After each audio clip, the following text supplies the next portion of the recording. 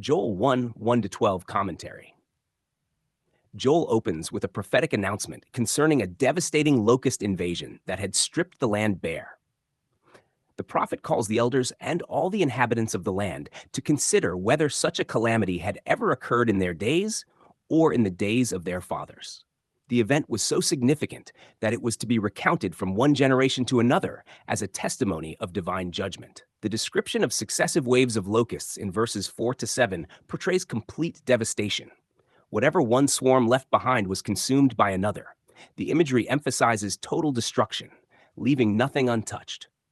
While the locust plague may have had a literal historical aspect, it also serves as a prophetic picture of covenant judgment falling upon Israel because of persistent unbelief and rebellion against God's covenant purposes.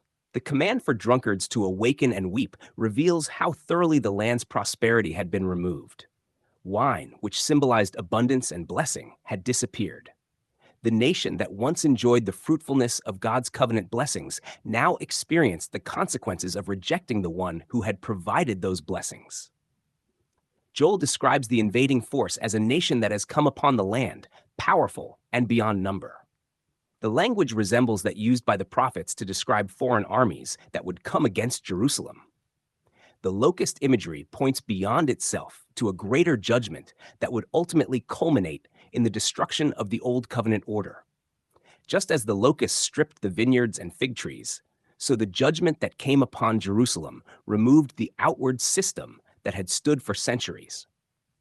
The vine and fig tree were common symbols of Israel. Their destruction represented the collapse of the nation's covenantal privileges.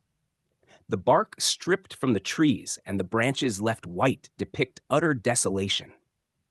Yet this devastation was not God's final word.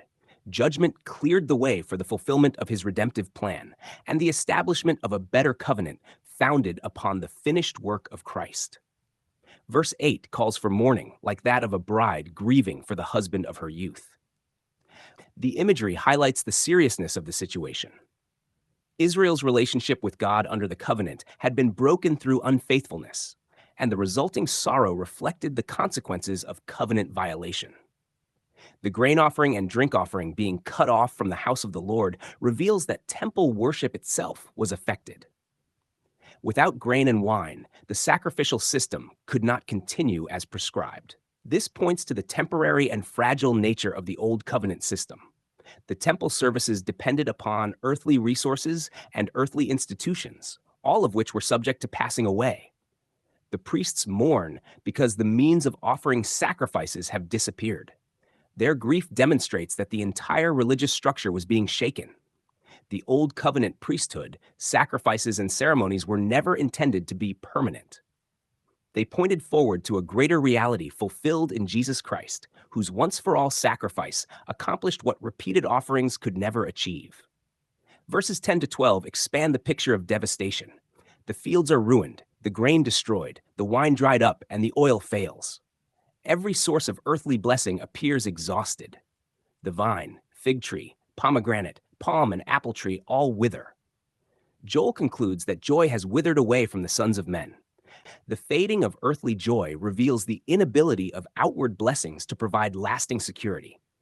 Israel's confidence had often rested in land, temple, harvests, and national privileges. When these things disappeared, the emptiness of relying upon external things became evident. True life and joy are found not in earthly systems, but in God's provision through his Son. This passage therefore presents both judgment and hope. The devastation announced by Joel exposes the weakness of the old order and the consequences of covenant unfaithfulness. Yet beyond the judgment stands God's greater purpose, to bring his people into the reality foreshadowed by the prophets. What was temporary would give way to what is permanent. What could be shaken would yield to what cannot be shaken. Through Christ, believers possess a covenant that cannot be destroyed, a priesthood that never ends, and a joy that does not depend upon the condition of earthly fields or vineyards.